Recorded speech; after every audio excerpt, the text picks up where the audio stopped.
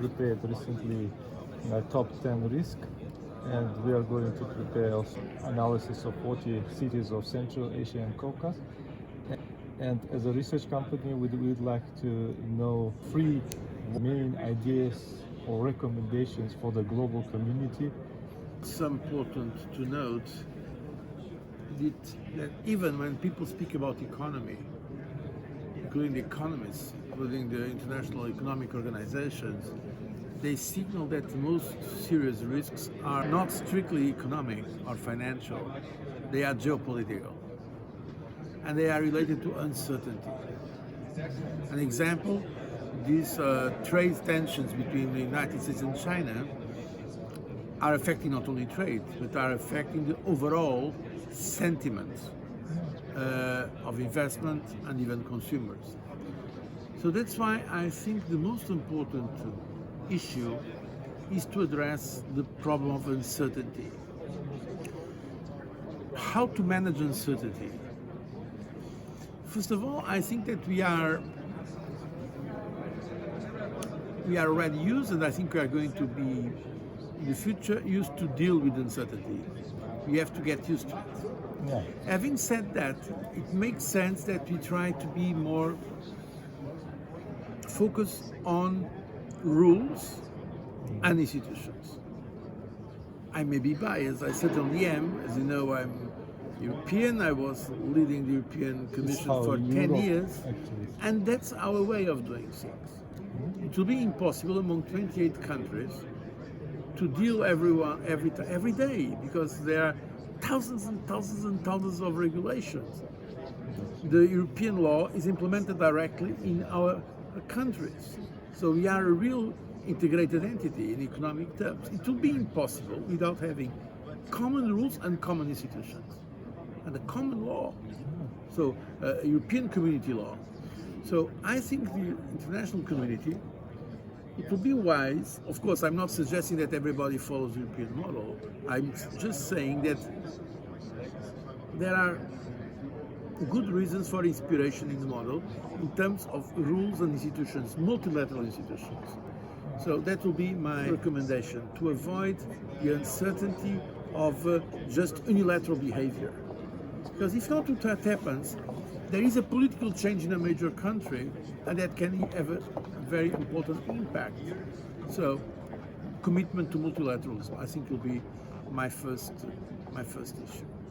The second one, you said common rules and common institutions. Common institutions, but you are asking me about the solutions or about the problems? For solutions. both. There is another point, but it's a more political point, about the culture globally. A culture of peace. When I had the honor to receive the Nobel Peace Prize on behalf of the European Union, I quoted Spinoza. Spinoza was one of the greatest minds ever in mankind. And he said, peace is not just absence of war. It's a state of mind. It's a spirit of benevolence.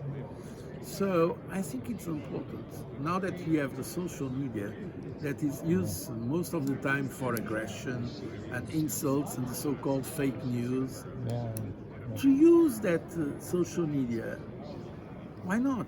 For good, for promoting this culture of peace and understanding.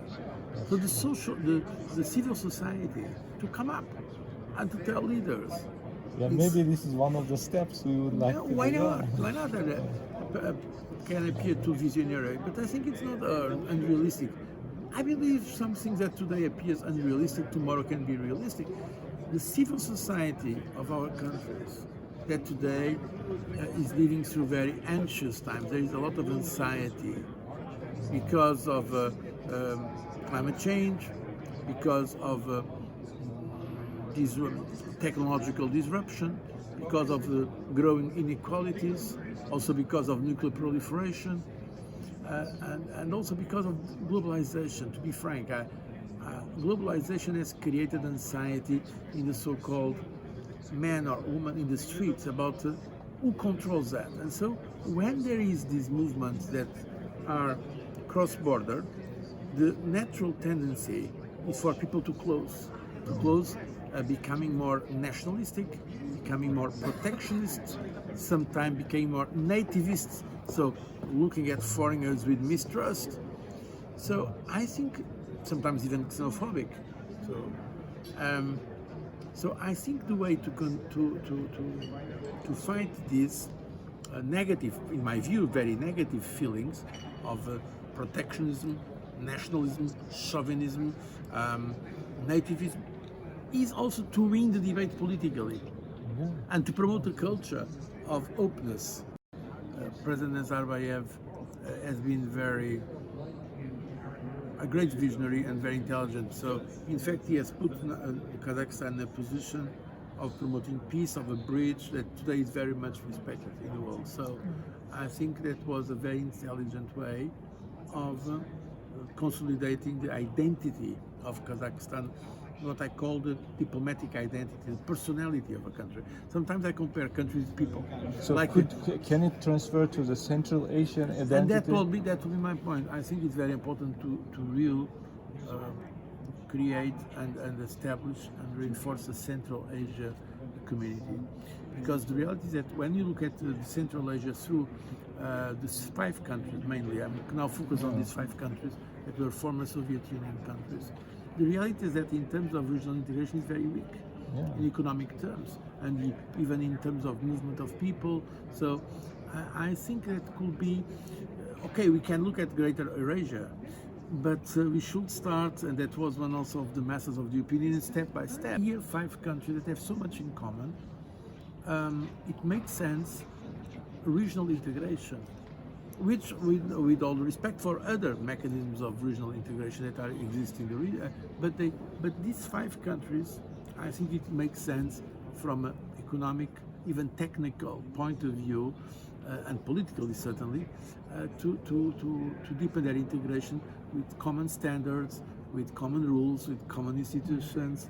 That's basically my point. And that will create also more conditions to attract investment, because then we benefit from dimension, to have a more favorable environment for business.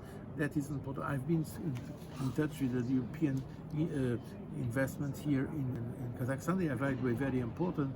The European Union is by far the biggest investor in Kazakhstan, but they all tell me that they will prefer to, of course, use Kazakhstan, but for a wider region, because that gives economies of scale that are very important. And in the global competition today, you have the big guys. You have the United States, you have China, we have Europe, European Union as trade blocks, and economic, and also other important like Japan, India is now growing. So you have these big guys. I mean, the European countries, even the biggest economies like China, Germany, are not in the same level of the United States or China. That's why we are together, and now we are around 500 million people, and in trade terms, the most important bloc in the world, if you count merchandise and services. So my advice to a country like Kazakhstan is to be bigger, and of course be bigger today means working through regional integration, and that's, I think, possible. Thank you very much for your time.